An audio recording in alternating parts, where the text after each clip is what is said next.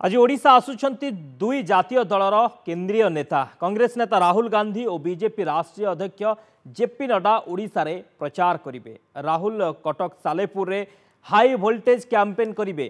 सकाळ 11:30 रे से स्वतंत्र विमान ने भुवनेश्वर रे पहुंची सेठारु हेलिकॉप्टर जोगे दिन 12 रे कटक सत्यभामापुर रे पहुंचबे।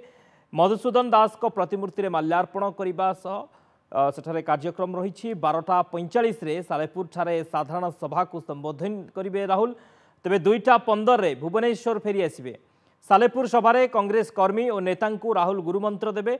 सभारे 4टी लोकसभा आसन कटक, केन्द्रापड़ा, जाजपुर और जगतसिंहपुर एवं 28टी विधानसभा निर्वाचन मंडली कांग्रेस कर्मी और समर्थक एथिरे जोग देबे। एने कांग्रेस बेस उत्साहित अच्छी। सेहीपरि जेपी नड्डा गस्त पर ब्रह्मपुर प्रस्तुति होईछि। अपराह्न 4:30 जेपी नड्डा भुवनेश्वर विमान बंदर में पहुंचे।